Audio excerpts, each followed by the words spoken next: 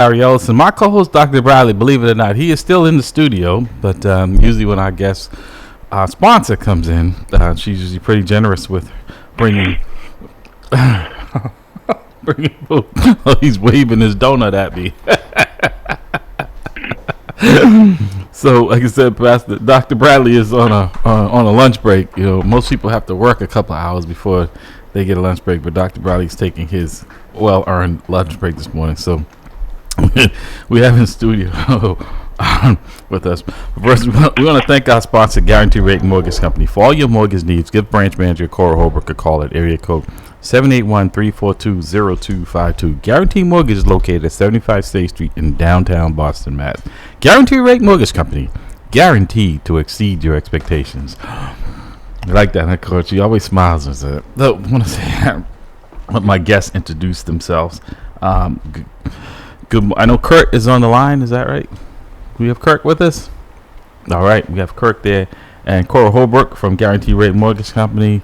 You guys can introduce yourself, I guess, here. Our audience. Good morning. Good morning, Larry. Good morning, Pastor Hobbs. Good morning, Dr. Bradley. Good morning, Angelo. It's so nice to always be here. So we'll be, providing updates in the industry, what's happening right now with all these new developments. Yeah. Thank you for having us again. Oh, thank you. Without your support, we wouldn't be here. Also, Angelo Numbi from Mass Housing Authority. Mass Housing. Good morning. Welcome back. Good morning, and thank you. Good morning, and thank you for inviting me back. Yeah. Oh, there we go. There we go. There we go. Good morning, and thank you for inviting me back. I'm Angelo Newby, Senior Relationship Manager with Mass Housing and a lending partner of Guarantee Rate. All right. And Kirk, are you on the line? I am here. Can you hear me, Larry? I can. Kirk, would you mind introducing yourself to our audience, please? Oh, my pleasure. My name is Kurt Thompson. I'm the broker-owner of RE/MAX Liberty in Westminster, Massachusetts, 2020 past president of the Massachusetts Association of Realtors, and I currently sit on the extended leadership team for the National Association of Realtors. All right. Well, thank you for that, folks. And if you have any questions or comments or concerns, you want to give our guests a call here at 617-282-0685, 617-282-0685, and we'll get you in live. Folks, since we last met, it's been a while since you guys were in, so I want to thank you all for coming in. A lot has changed. I think a big change for most folks who were looking at home ownership and things of that nature are the interest rates, and they're it's like they energize a bunny. They just keep going and going and going, but in the wrong direction, from historically low rates to. And I tell people when they did, and they wonder why I don't have like a shock on my face, because when I bought my first home, my interest rate, and I had good credit, was 10%, and we're not there yet. So I mean, these are based on what we've had, seem to be historically high rates, but these are not high compared to what these are probably in line with a normal rate would be, if I'm not mistaken. I would agree. I mean, when I bought my first property back in 1983, I was a first-time home buyer. My interest rate was 13.5%. Okay. So I always, when doing first-time home buyer classes, I say it's all about perspective. Right. And really, 7.5%, 6.5% is really not that high. No, it's not. It really isn't. So, Kurt, with that being said, how is that affecting the housing market out there? I know that's in your wheelhouse. Are people still buying? Because I know that people I talk to, that just half a point makes a difference between them being able to qualify and also what they can afford to pay monthly. Is that impacting the market out there? Sure. Interest rates will always impact the market. And I know, as Cora will indicate earlier, she can give you more of an indication in terms of what you're seeing in terms of applications. Mm-hmm. What I can tell you is, from a historical basis, if you look at interest rates between 1971 and 2022, the average was about 7.75. So even with the rates being pretty high right now, they're still hovering where the average had been for about 50 years. What's really constricting our sales right now is the amount of inventory that's available. Wow. So, for example, right now we have 44,500 single-family homes available in Massachusetts, mm-hmm. and about 2,300 condos. That compares to 2006, when the market last shifted, mm-hmm. and we had about 38,000 to 40,000 single-family homes in the market. Mm-hmm. So, to your question, Larry, because interest rates are rising, it is constricting the number of buyers, but we still have more buyers and homes that are available, and that's why you're still seeing upward pressure on pricing. So to that point, so is that still affecting with people? Because are we still seeing above asking price for properties, or is that kind of flat line? Because I'm noticing, like, I have several different realtors that still I'm on their email list, and they're sending me, and I'm seeing where prices are actually gone down on houses where I didn't see that for years. It's, and I'm starting to see more of a decrease in the price drop because these houses are sitting on the market. Not in this area, in this region. These are outside of the Boston area, where everything across the country was pretty much above asking price or at asking price. Is that still happening in the local market here? It is, Larry. So statewide, as of July, 'cause that's the most recent data that we have in aggregation, the average single-family price was selling for 101.1% of asking price, down from 102.5 at the same time in 2022. And condos were selling for about 100.5%, down from, again, about 102% last year. So most properties are selling right at asking price or over. Multiple offers are still common, but buyers don't have to go as far over as they would have just a year or two ago. Okay.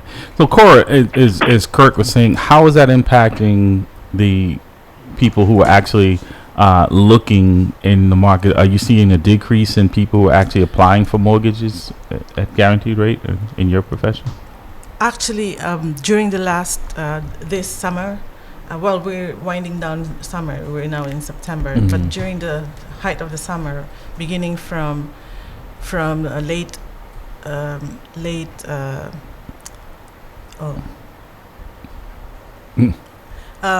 March. I mean March, April. There's a surge of buyers, and May, June, July. During the height of the summer, there's a surge of the buyers because I think they've gotten used to the idea that there's no way rates are going to be what it is. And because since last year, rates have been going up, right? So I think people now have resolved in their minds that rates are what it is. But there is a chance that rates will come down in the future, but prices of homes will continue to go up because of the situation on the inventory. So, but so up to June, July, August, there's a lot of buyers who are still who are buying, but now it's tapering off. I think because they just want to be situated before the school opens, and a lot of this home buying is affected by where parents want their children to be in school, right? So now I think it's tapering off, but the buyers are still there. So and there's a domino effect to that. I want to get to Angelo in a second here, because, like, for instance, when my wife and we bought our home, probably before this increase just got crazy above asking price, because we actually paid less than asking. I think we got in on the bubble, right? And I've seen the increase in what they're telling me my home is worth now, almost $500,000 more than what I paid for it in my neighborhood. And I'm like, this can't be real. But the dilemma when we were saying, hey, it might be good to cash in on that, right? But we're up against, if we go and try to find someone else, now we're in that market of people who are paying above, or that competitiveness that we're not going to be able to pocket any of that, I guess is a better way of stating it. We won't be able to benefit from it. It will all probably have to go into whatever else we purchase. So, Angelo, how is your organization saying that, being able to help folks who are we're nowhere near and like I said, we're very blessed, and I don't take that for granted, to be in the situation that I'm in. I started early on, but most people don't have a boatload of cash sitting around, don't have access to funds. How are those folks being helped, or if at all, or are they just being squeezed out of the market? So there have been many adjustments over the last 6 months. Probably the greatest adjustments is that the income levels that are required have gone up, which means now those folks who have the ability, they've got good jobs, but they were priced out because the income limits were lower. For the most part, across the state, those income limits have increased about 20% above where they were 6 months ago, which means in Suffolk County, for instance, there are families that can can earn upwards of $190,000 and still qualify for a mass housing loan. Above and beyond that, there are still resources that are available through mass housing, anywhere from $30,000 to $50,000 in down payment assistance. Okay. That's still available. And there are many communities, including the city of Boston and communities across the state, that have resources available for down payment assistance. So we understand that the market is changing. It's leveled off to a certain degree, Yeah. but there are resources apart from some of the grants that come and go. Organizations like Mass Housing, we have resources that are available year-round, regardless of the market, and at every income level. So those folks who are below 80% of area median income to those folks that are at 135%, and those are the examples of $190,000 and higher. So if I could for a second go back to that 190,000 you said family. What family? Because if I was a single person, would I qualify for that 190? What's the guidelines for that 190? Where do I have to be? So for that 190 specifically, you could collectively have two people who say make, Okay. they're at two and a quarter. Okay. Good jobs, they've saved, they're at 2 1/4. If one person qualifies on his or her own, you can just have that person on the mortgage to note in the deed, Okay. and they still qualify for one of our programs. That's interesting because most of the time when you look at that, say, okay, this is an opportunity for someone who is making 190,000, but usually it has to be a family of 4, a family of Right. 5. So you're saying that's why I wanted to get some clarification from you that an individual could qualify for that if they were making 190, if they met all the other criteria, or a family, a married couple making 225,000, as long as one of them qualified at the 190 would meet the criteria. That is Wow. that is So that is is that a correct. change, or is that always No, been? it's always been that Okay. way. I think a lot of folks when they think of housing finance That's why agencies, it's always great having you guys on. they think that they need 20% down, Right. which is a fallacy. I always thought that.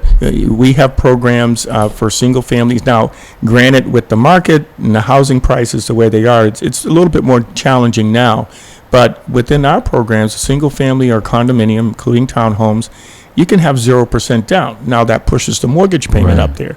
If you're buying a multifamily, it's 5% down with 3% of your own funds. So there's still the availability of programs and assistance out there. Okay. And there's some programs that are on a cycle that offer grant funds. Those grant funds are gone right now. They do run on cycles. So do the research. Check in with organizations, check in with the lender, guarantee rate, check in with Mass Housing, and we can direct you to some of those resources that are available. And we're going to give you their contact number before we let them get away. If you listen to At the Round Table with Manuel, the call-in number here is 617-282-0685, 617-282-0685. I want to throw this out to you folks. What qualifies someone as a first-time home buyer? And if you guys could clear this up for folks out there as well, is that some folks feel like if they've used that once, they can never use it again. Is that a myth or is that the truth? That is a myth. That is a myth. With Mass Housing and most first-time homebuyer programs, it's a 3-year cycle. Oh. So if you owned a home 3 or more years ago, sold that home, have no interest in a home, you are considered a first-time homebuyer with Mass Housing. So you cannot be a current occupant of a home. That If is- you're renting or living with your relatives and you now want to buy after 3 years, you're considered again a first-time home buyer. That is correct. Okay, so it can't be okay. That's I think where the confusion was if you're in a resident. So Kirk, back to you, sir. You're saying Yes, you're still seeing a request for it, but are you seeing that in certain income brackets? Because like in Boston, for instance, the median house price here is close to $700,000. The city of Boston is having a hard time trying to get workforce here, people to come here and live here. It's not like before where you say, okay, it may not be the neighborhood I would desire, but at least I can afford to live there. There's very, very few neighborhoods in Boston now that fall under $700,000, and that's probably something that needs a substantial amount of work. Also, to you, Kirk, on top of that is, and I know it's just, and you don't have to, do you recommend people, if they can, to put down a 20%? I know there's benefits, and I want you to speak to that. Or, someone getting in, putting down the 5%, like, Angelo was saying, that you can get in with that, but you're going to be having a heavier load if you do so. But also, can you explain to our folks where is there the number that you need so you don't have to qualify for PMI, which is the private mortgage insurance, which is an additional cost that people aren't aware of? Well, Larry, you've got a lot of questions in there. No, I'm sorry. I'll let you unpack it. So let me start with the first one, and then I'll kick it either Okay. to Angelo or to Cora. So the first one is no. I don't recommend a specific down payment requirement. I always allow that conversation to happen where it should, between the consumer and their trusted advisor, their loan or their mortgage officer, Okay. because they can look at their total financial picture and understand what program is going to work best for them. Second question is from a getting your offer accepted point of view. That can come into play, and there are different strategies that we can employ to try to get an offer accepted. And sometimes I'll have a client that has more down payment requirement but may still be using a mass housing loan. They may still put down 5% and then take the deposit back off the table at the time of closing if they don't need it for closing costs. Okay. Last question is just in terms of cost. So the median single price as of July was about $640,000 Wow. for a single family and about $569,000 statewide for a condo. In the Boston market, as you mentioned, it's much higher. In my market, which is just west of 495 in the Leominster Fitchburg area, we have a floor of maybe about 300 to 325 where we can get somebody into a home. Most of our buyers typically are buying in the 4 to 650 range. Okay. So there are affordable housing in other parts of the state. And then it's just looking at commuter rail options. I know for some municipal employees they have to be within proximity, but there's a great private-public partnership right now with communities along the commuter rails to change the zoning and allow multifamily housing by right, to increase density and to create more housing along those key corridors in and out of Boston for residents that may have been priced out and for our incredibly important workforce housing. So you somewhat anticipated my next question, because I was going to ask you folks. Now, I noticed like here in Boston, COVID kind of put a little damper on people having to come into in-place workplace. People are working from home more now, so there's more of a demand for space at homes, but also mixed-use residence and commercial. What's the qualification? Because I'm getting more questions from people about that as well. Is that, do these programs, or is it the same amount that you need, Cora, as well, as far as down payment, or I know that the dynamics change when there's commercial involved in it, but if it's also residential, is that a factor with someone trying to qualify for a mortgage out there? It's different for if it's a mixed use, up to 4 units is fine. Oh, actually, there's only one program that does that, but the residential loans that mass housing is financing is strictly residential. Okay.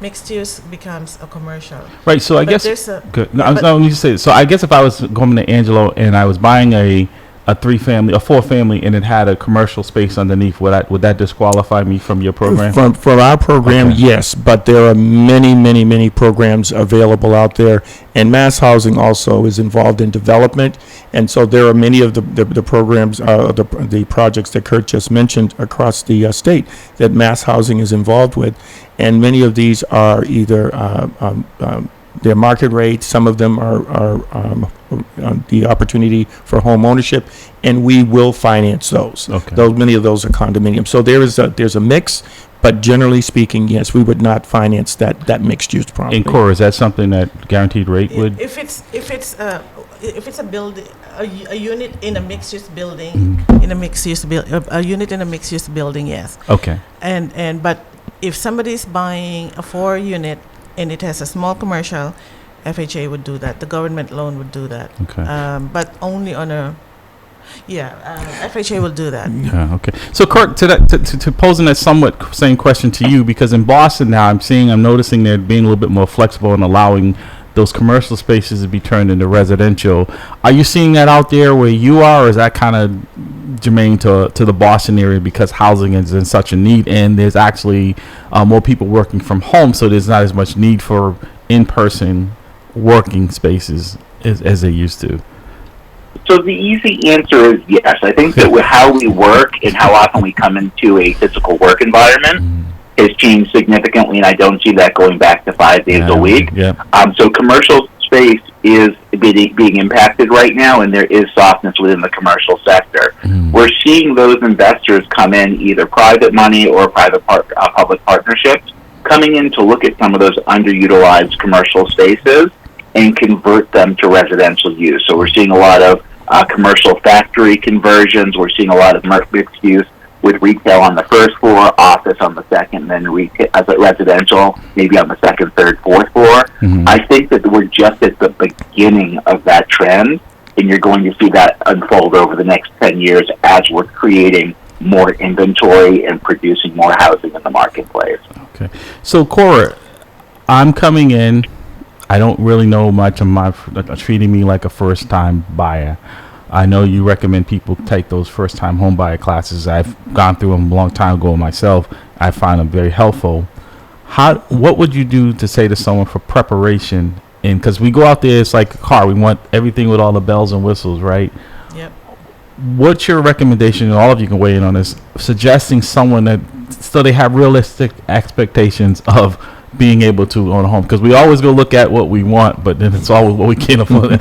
Angel's laughing because he sees that all the time, and then we get very disappointed because it's like the broker shows us something way out of our price range, and we try to do everything we can to get it, even though we may lose it in 6 months.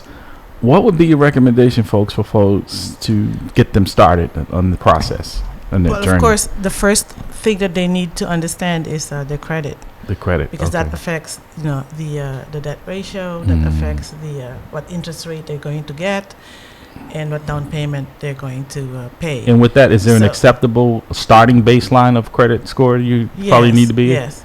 Well, under conventional loans, they can. It starts at 620, but FHA and Fannie Mae, they go down to 580. But there's a but. Go ahead. Yeah, if the reason, as long as there's no new credit that they took in the last 6 months, they can get even with a lower score.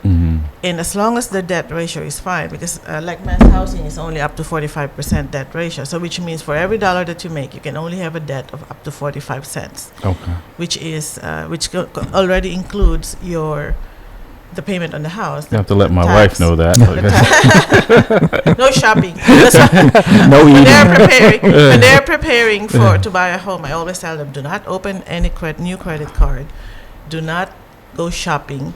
Try to tighten the belt for while you're doing, because we don't want surprises. Right. And because that will put them off. A new credit card will certainly put them out of the equation. And but as to the how much they want to, going back to your question to Kurt, as to how much they want to put for down payment, it's actually up according to affordability. They can do as low as 3%. They can do, or like Angelo said, in mass housing, you don't have to put anything as long as the credit score is good. But it's always the budget. It's always how much they can afford to pay every month.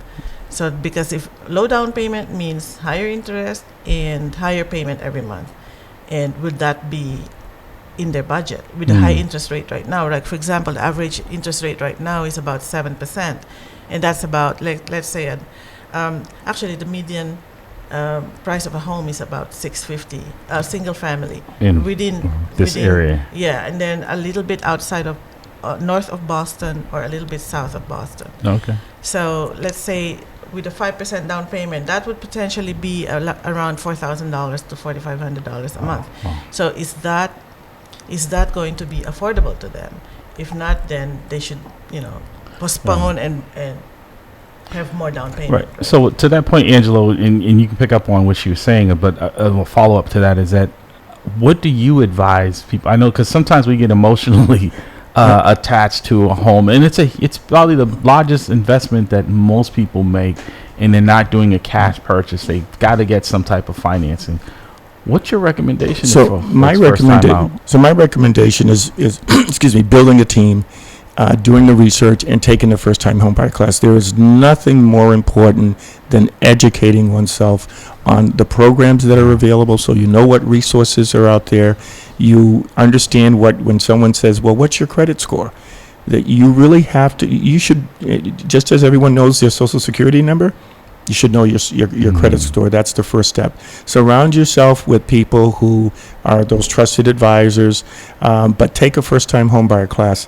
Last year, we participated in 152 classes over 55, let's say last year, I'm sorry, from January 1st through August, over 5,500 And just quickly, attendees. how long does it usually take to go through the class? Classes range anywhere from 8 hours to 12 hours. Okay, so it's relatively short period of time. A short period of time, but it opens up that whole world of resources, because you cannot access these resources Unless you've gone through that first-time homebuyer class. So take that class, then build your team, your realtor, your agent, your attorney, your loan officer, who's going to take you through those steps. So it's so important to educate yourself first.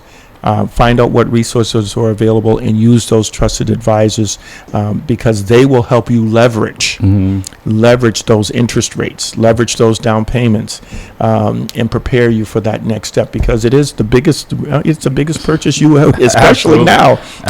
We used to think $200,000 was a big purchase. My now first home, brand new, was $125,000. Yeah, and now the average, is $550 statewide, Right. in that range. So we've got to prepare these folks. We're getting the younger folks who are starting to understand that they have to look at all options now.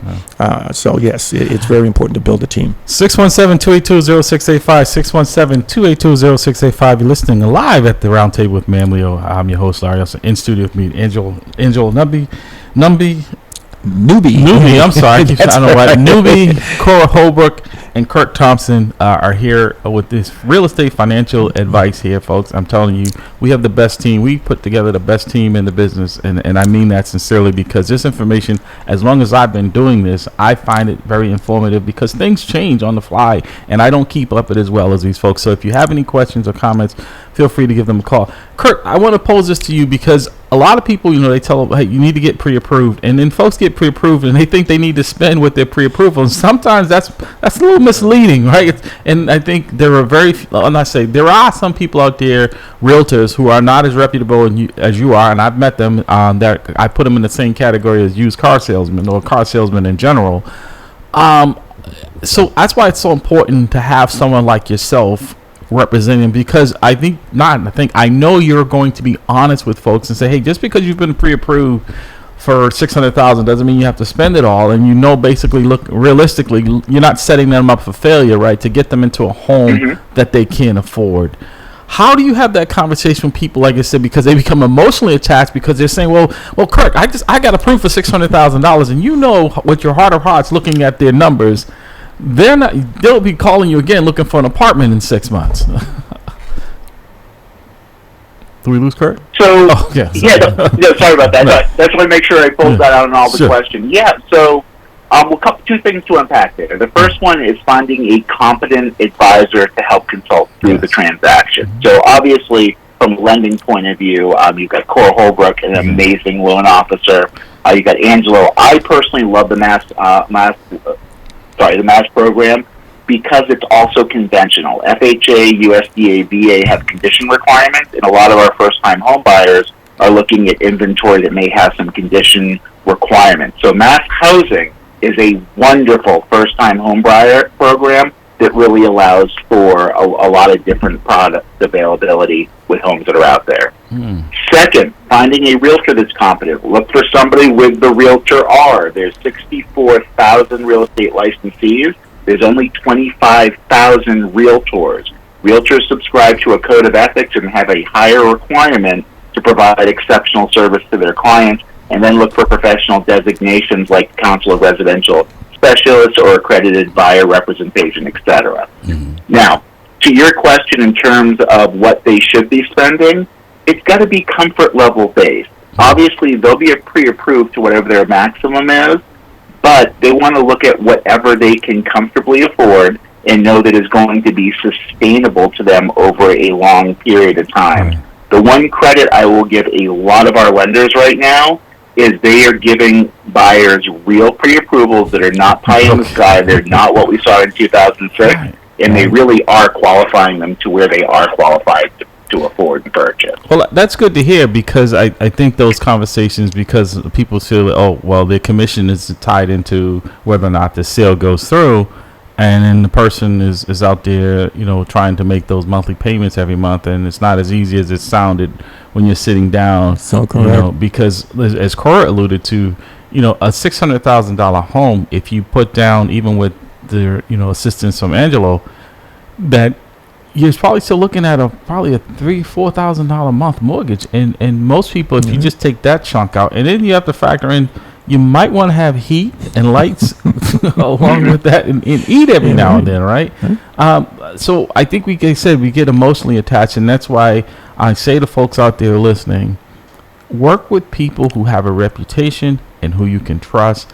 I trust Cora. That's why I send all my folks that way, because everyone that they've gone to, they're saying, if I have I will send them to Kurt or Angel, because I know these are folks who, yes, and I get it. This is their profession. They make a living off of this, but also they care about the people that they're serving. And that's the important thing, because, Kirk and Cora, referrals are a huge part of how you make a living. And you can screw someone once and shame on you. Screw them twice, shame on me environment. So I've had people who I know they're in the business, but I wouldn't send anyone I care to work with them. So again, folks, relationships are the most crucial part, and someone that's going to be honest with you about your situation. Because I know when I went through, I didn't have any advice. I bought my first home. No one told me about all the pitfalls. No one told me about capital gains when I sold, how I could protect what I've worked hard for, that the government didn't help me fix one leaky toilet, but they wanted a big chunk of it. When you sold, that hand was there. The hand, the state as well. I'm like, oh, this is how this works. So I had to learn the hard way, in an expensive way. So also, I know we've talked before, you guys were saying that sometimes you can do this with multiple family members. Is that a good idea for people trying to get into this for the first time? Maybe, I know sometimes there's problems would arise from that as well, but is that a good way if you don't have enough cash to put down or to buy a home, to do that with a trusted family member? Yeah, a lot of families are doing that. They collaborate. Yeah, they borrow together, but at some point, these family members are also wanting to go on their own, right? Like, for example, I just recently had 2 daughters and a father who borrowed together to buy a house. And the thing is, the children would love to get to see their parents in their own homes, right? But eventually, there's also a way to get out of it. They can, especially if the rates go down, then of course they can refinance, and then probably that's the opportunity for the children to get out of the mortgage, and then they can buy on their own too. So they'll still be considered. Well, no, not in the next 3 years if they get out of. But even so, they don't have to be a first-time home buyer in order to get a down payment assistance from Angelo. And if they, let's say, in about a year, when rates go down, they refinance, and then the children get out of the mortgage, then they can get on their own. They don't have to be, as long as they don't own a home, they can still qualify for first-time home buyer programs, but not. Right. So I was just saying, so Angela, I come to you, first of all, I cannot be a homeowner, right? So we primarily talk about first-time home buyers with our programs. If you do not need down payment assistance, you can utilize a mass housing loan. In fact, we've had owners of homes through the city of Boston who have these were deed restricted properties, affordable homes. They found a home outside of Boston. They wanted to move outside the city. They found a home that they could afford, and what they did is they put their home up. They had a loan with us. They sold that home, and then they purchased the other home. So it is possible to not be a first-time home buyer and still utilize a mass housing program. So, Angela, explain to our listening audience a little bit more about your programs, and one you've alluded to a little bit there on qualifications, right?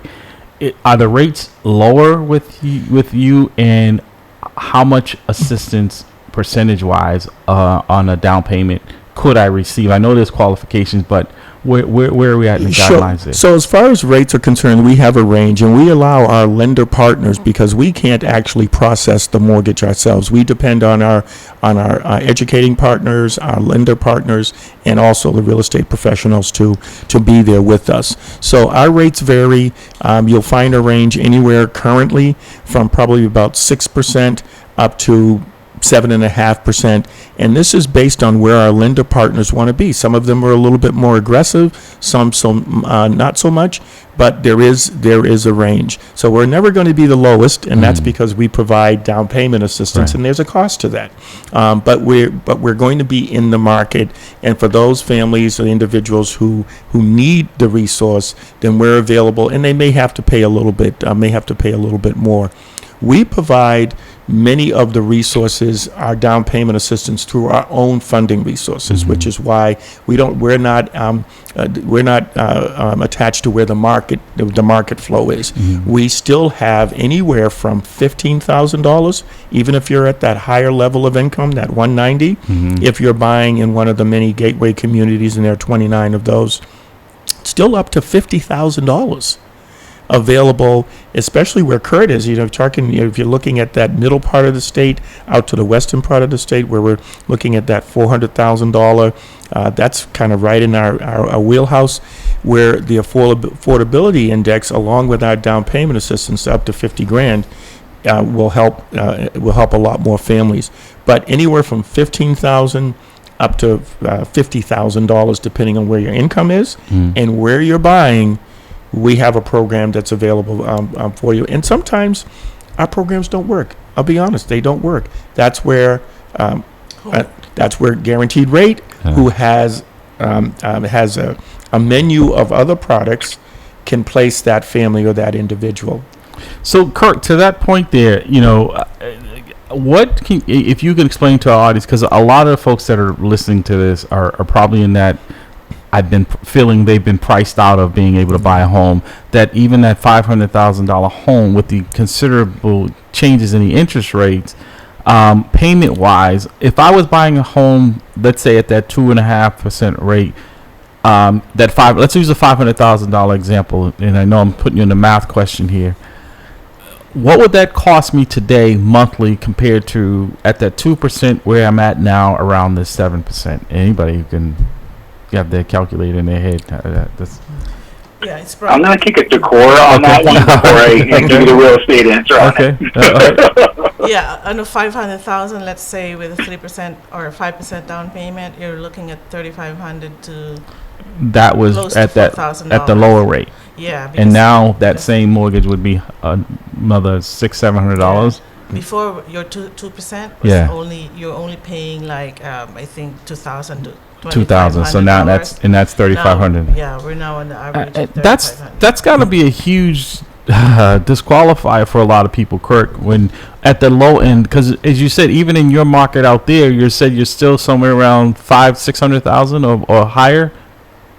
It can be, Larry, but I think what it really comes down to is talking about managing risk. Because I've also spoken to a lot of tenants over the last couple of years that landlords have had significant increases. That's a in great what they're point. charging That's a for great rent. point. Go ahead. Yeah. So it's really about stabilizing your housing payment for the next 30 years so that you can budget and know what that is going to be. Right. And most importantly, paying down that principal balance so you're creating multi-generational wealth by that asset being worth something in the future and not having a mortgage attached to it. The challenge with rent is even if it's $2,000 versus $3,500, you're paying that out, and that's 100% interest because there is no equity accumulation. Right, and you just hit on something that made me really think, because that's another problem people are saying is that I'm paying these absorbent rents. I don't have any savings to save, so I can't save. Like before, you were living in a home paying rent. The rent was reasonable, and if you were being responsible in a sense,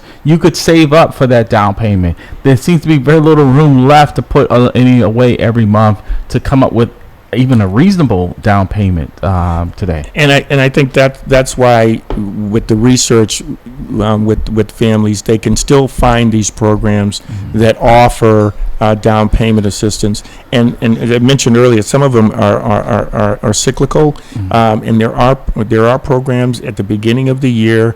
And I'm going to mention a program that doesn't exist anymore. It was a pilot program, but it will be. It's coming back. And I see myself as a housing advocate. So we work with mortgage companies, we work with credit unions, and we work with banks. There have been some specific programs for people of color. And some people will stand back a little bit and go, what do you mean people of color? Well, there were some programs that were available, and you had to identify as black, period. You had to identify as a person of color, and these programs allowed you up to $50,000. Oh, wow. Now, it was a pilot program. There was only $2.5 million. It was for 6 states in New England. The money went very quickly. But these are the types of programs that do come and go. Be prepared, educate yourself, get pre-approved.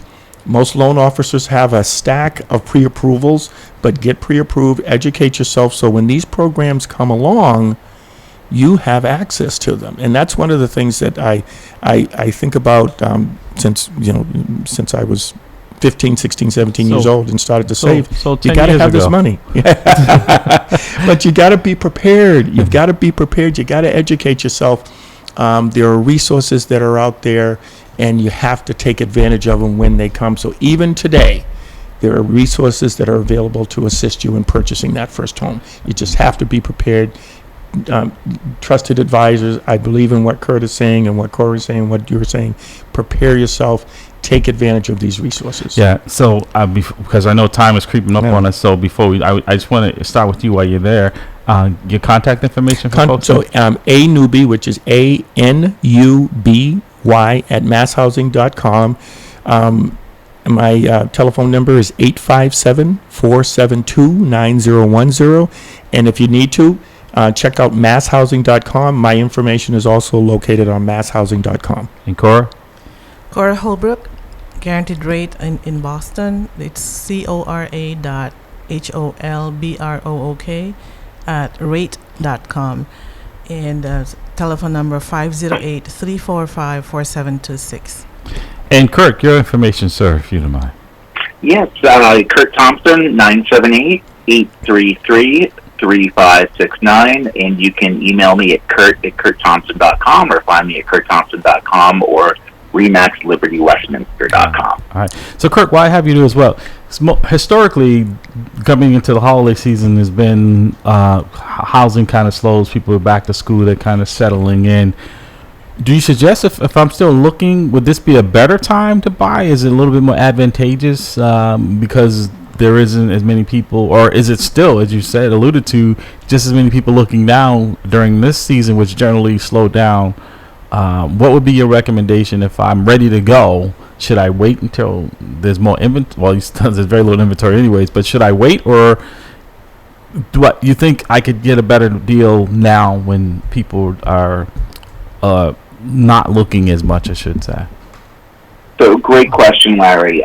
Wait is a very dangerous word right now. And I just have to be honest with you, because we told buyers just wait when rates hit 4.5%, 5%, yes, and that was like 2% ago. So to give you real advice, Larry, I mean, the reality is, as a buyer, get with a great lender like Cora, look at great programs like Mass Housing, make sure that everything you need is in place, you're ready to go, you've partnered with a wonderful realtor that can advise you through the process, and then remain vigilant. Do not give up on your dream of home ownership, and do not become complacent in, well, I'll just wait for next year. I personally think, Larry, that the moment we're in right now is a great opportunity for buyers for 2 reasons. One, interest rates might be a little bit high, but they're going to have access to refinance if they come back down, or when they come back down within a year or so. Second, I think that when rates do come back down, it's going to continue to unlock pockets of buyers, and they're going to be under more and more competition, and we're going to see a return to higher multiple offers and over asking price. So this really is a great time for them to stay vigilant and if they find the right property, to take action and try to execute on it. I So, agree. what would you folks recommend to folks who kind of use their homes that do have them or whatever as piggy banks, right? And we know now, like with equity lines, the interest rate is no longer deductible, but people still continue to tap into this, and then they've had balloon payments, and now it was low, but we're seeing a huge increase in the amount. Any advice for those folks, like I said, who use the house as a piggy bank? Don't. The short answer, right? Yes. Because they find themselves upside down, even though they may have had an initial low mortgage. Now, with these new rates, or just what they owe. If foreclosure rates, it appears as though foreclosure rates are down. Foreclosure rates are actually being hit a little bit because banks and other entities are able to sell foreclosure properties for actually probably higher than what the market is. But foreclosure rates are rising. You speak to any credit counselors, they'll tell you that things are just waiting in the shadows. Delinquency rates are up. Okay. Statewide, delinquency rates are up. So And because there was a moratorium, they weren't getting Exactly, right. But exactly. reality is starting, even with evictions, right? We're starting to see more. and it's okay if you're putting the funds back into your house, you're expanding, Right. You're adding family members, that type of thing. But I always say, don't use your house as an ATM. Yes. Yeah, Yes. and we're seeing that. So, Kurt, you said on your end, is it more? If I'm looking for a home right now and I want to be fruitful as far as funding, are there any areas where you would suggest that I may not like it, but that are a little bit more reasonable and affordable? That people who are trying to buy a home and not sink in debt could look possibly. Yeah, absolutely. I'm going to come back to that question in a moment, Larry. I just wanted to dovetail onto what Angela just said. There are people that if they're in rental situations and they're having challenges, to look at some of the programs that are available. The Massachusetts Association of Realtors lobbied for a program that's called RAP, which allows home renters that may have fallen behind or in arrears on their rental to be able to catch up, and it uses some of the old pandemic funds. I just want to mention that because I know there are some people that are considering home ownership but also may have some damages or blemishes and may be trying to get into a position. So I want them to make sure that they know that there's programs out there for them. In terms of affordable housing, I think that you're looking at the secondary market. So if you're looking right inside 128 or even 495, everything's gotten astronomically expensive. We're seeing a lot of consumers in North Central Mass from the North and South Shore that are coming in. That bastion of affordability usually is along that Worcester 190 corridor, maybe down into New Bedford, maybe out in the Springfield area right now, or potentially even Lawrence and Lowell have blown up pretty substantially. So when you I'd say say Central Massachusetts. So when you say that, what's the median range in that affordability category that you would say, so people have an idea of what? Because when we say affordable now, people think about Boston is saying 700,000. What would you say would be the median range in one of those areas that you just described? I would say 400,000 to 500,000. Okay. We've got an open house I'm doing at 10 o'clock. Center entry in air, 469,000, and it's in pristine new condition. No issues, no blemishes. Wow. So, and I would say properties that have issues, maybe peeling and chipping paint need some update, are going to be somewhere between 275 and 350 in my market. And these are single family homes? That's correct, single family. So geographically, because I've heard of air, but I couldn't get there only by air. What would be a drive from Boston, barring traffic, from someone? Yeah, so great question, Larry. So I always joke, there's people inside 128, there is stuff between here and California. But I go to Logan usually twice a month, 2-3 times a month to fly. It takes me an hour and 15 minutes from Templeton, Mass, which is the far side of Central Mass, out by Athol, Orange. Yeah. If you're in Leominster, Fitchburg, you're within an hour of Boston without traffic. Maybe an hour and 30 minutes in the traffic flow. Okay. So, folks, we've got about 4 minutes. I'm telling you, it always flies when you guys. I'm going to give each one of you a minute to actually any closing comments or suggestions, and again, your contact information. I'll start with the lady to my right, Cora. Well, I just want to add to what the commute, right? Like in Worcester, there are several trains already in Worcester. I have CNAs or nurses that are moving out that way because it takes a shorter time to take the train, Yeah, it's in the and they don't car. have to drive. Yeah. So I'm seeing a lot of people now going to the Worcester area, Okay. and then even Fall River now. And there's an airport out there too. Yeah, Yeah. yes, yes. Okay. So I think the best way really for you to get situated in preparing yourself to be a homeowner is to get a consultation with a loan officer, because that financially, that's the most important thing that they should be prepared for, is the financial. And how do they contact you for that? Yes, and they can call me at 508-345-4726, Cora Holbrook of Guaranteed Rate. The best in the business. I said guaranteed to exceed your expectations. Thank you for that. Thank you for that. I like that line, huh? And Angelo? And masshousing.com, Angelo Newby, 857-472-9010, Newby at masshousing.com, and thank you again for the invite today. And any closing remarks? And just prepare yourself, educate yourself. There are still resources, many resources that are available statewide. Choose the city or town that you'd like to reside, and then start doing your research to determine what resources are available to I you. know Cora wants to slip something. Yeah, I before just go want to ahead. add that Guaranteed Rate is a very big advocate of mass housing.